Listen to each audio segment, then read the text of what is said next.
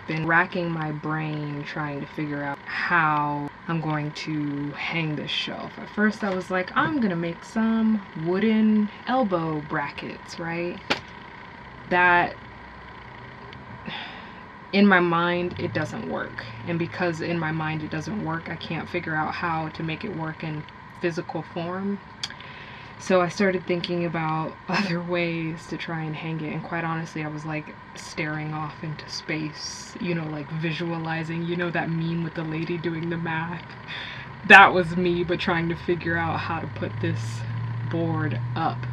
And to be honest, I'm not even really sure if this is like the best way to do this. I'm not too confident in the strength of this shelf or like the security of this shelf, but right now this is the only way that I can like figure out in my mind how to put this shelf in, because the walls are really curved. The angle is just out of whack, and the van isn't level itself. So like trying to figure out how to put this shelf up and it stay stable and together and like not bounce off the wall when I'm driving has been kind of difficult. But at this point in time, I figured that I'd use this like nylon rope, this paracord, to like hang it from a hook on the ceiling and then secure it down really well to the wall in the back. And we'll see how that goes. You know, a lot of times when I'm out here working on the van, I really just have no idea how to do it. Like, a lot of people ask, like, how do you know how to use tools? How do you know so much about building? Quite honestly, I don't. I knew nothing when I started. I know next to nothing now. Like, I'm really just out here figuring it out. And quite honestly, if you're gonna build a van, if you're gonna build anything, of course, do your research, watch videos, read books, whatever. But you're never really gonna learn until you start doing it yourself, until you start cutting things and gluing and screwing them together and messing up and trying again, until you finally get something that you're like, yeah, fuck it, it'll work. Which I've done plenty of times.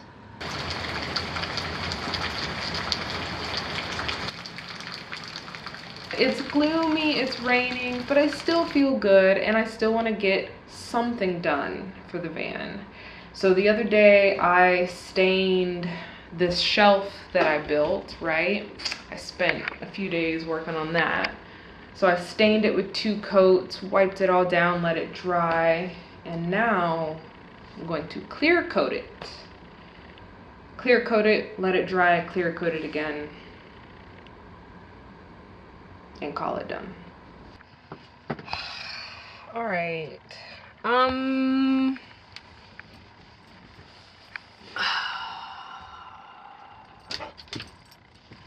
Go sit down. Go sit down. Get comfortable.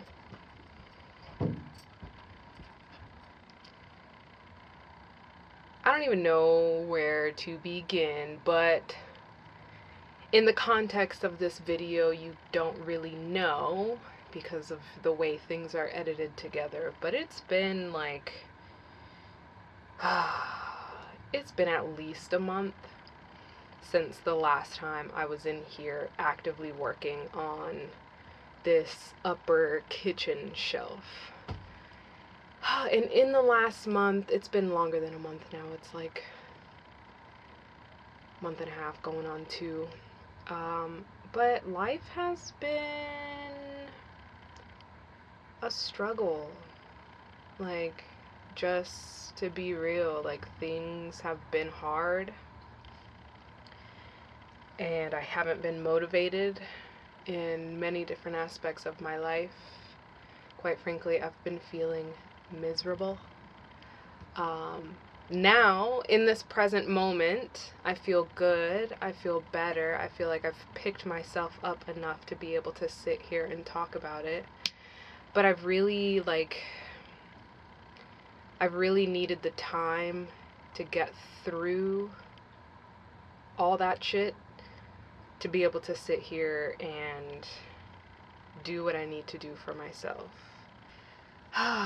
Many different aspects of life got shifted out of sync, and it brought me down, and it felt really difficult to deal with. It was very difficult to deal with at some points, or rather most of the time. It felt like maybe this isn't going to change, maybe this isn't like going to get any better, and I become doubtful, and like I get stuck in this pattern of thinking that shit sucks and it might always suck, and now I have to deal with life sucking. But that's the issue with depression, is that you start feeling these things and you get into the cycle of feeling these things and you become miserable and sad, and before you know it, you're like crying every day and you haven't eaten anything in 2 days, really. You can't even really drink water because your body isn't accepting it. All that being said, like, those things were felt. Those things happened, but I came to a point where I had this vision. I'm a very visual person, if you can't already tell. But I had this vision of myself having, like, had this shell, these layers and layers of mud and dirt and grime and tears, and like all of these things kind of been caked on me, caked and caked and caked, that created the shell of a person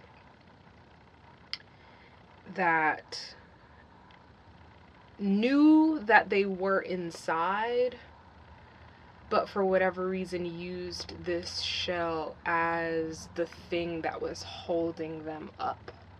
And eventually that shell cracked and crumbled and all the pieces fell to the side, and there that person was, raw and aching and feeling new, but not knowing how to handle the newness, the difference of newness, if that makes sense.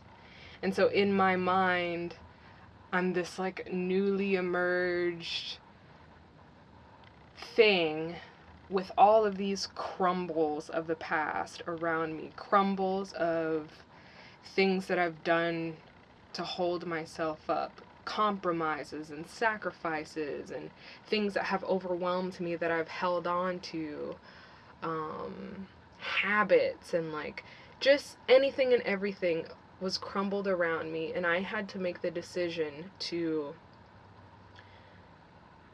see this new thing, see this new self, accept this new self, and purposefully and intentionally honor this new self, or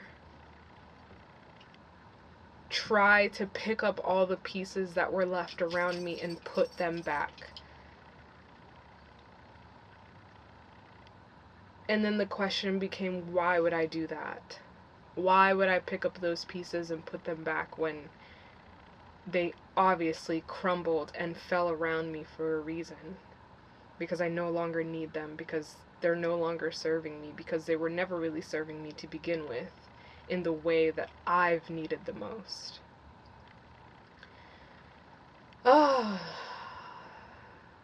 So if you've been wondering where I've been, if you've been wondering like how the van build is going, and where have I been going on trips, and like what's been going on in my life, this has been going on. I've been struggling I've been tending to myself. I've been trying to understand different things happening around me. I've been trying to understand different relationships with different people and how those have been impacted and built by previous relationships. You know, if you want to talk about generational trauma and past traumas, and how that informs who you are and how you are. I've been just sifting my brain, sifting my thoughts, sifting my emotions about all of that and trying to figure out the core basis understanding of all of those things and how it relates to me. But on a more on a more positive and progressive note, at the same time that I've been struggling and working through all of that, I've also started a garden, and that's been really exciting because the process has been pretty simple. I've kept it simple for myself, and I built a little watermelon squash patch and planted the seeds, and all the little sprouts have come up, and they're really healthy and they're looking really good, and that makes me feel hopeful. And it's almost like a parallel scenario in my life where I've had to dig through the dirt and plant the seed and tend to the seed so that it grows to become this healthy thing. And it's this parallel between me and my life and these seeds and these plants that will ultimately serve me. So that's been really exciting. Life has been moving along slowly but surely, progressing towards different goals, making investments, and going back to this idea that I have the power to be who and what I want to be, and that won't happen without work and belief. You know what I'm saying? So I'm doing what I need to do to make the shit that I want to happen. I'm here in the van now. I haven't been in here since the trip with my sister. I need to finish this shelf. I'm going to finish this shelf. I have a new approach that I'm going to take for this shelf that involves using shims and these brackets that I have in the house to help hold up the shelf at a level angle that I need it to, because what I was doing beforehand just wasn't really working. It wasn't cutting it, and I had to take a break to try to rack my brain around how else I can do it and it be successful and I actually be happy with it, rather than just settling with it being all right, I just woke up from a nap and I'm giving myself an hour to get this shelf up. I'm tired of working on it. I'm tired of dealing with it. I've had these little shim pieces and this bracket piece for too long. I'm gonna get this shelf up. I'm gonna see how it looks. I'm gonna make the adjustments. And once it's up, I'm calling this done for the moment. Because I will still have to install the mirror portion of the medicine cabinet. But that's besides the point. The shelf is going up today.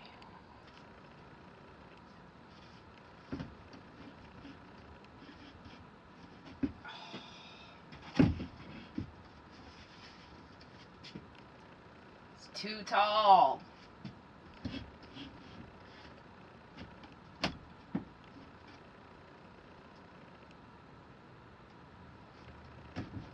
Alright. Well, you know it's gonna work. It's just slightly too All right, let's see if this thing is going to work.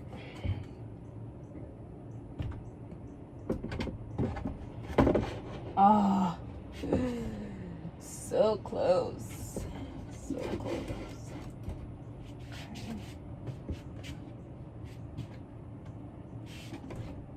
Okay. Super close.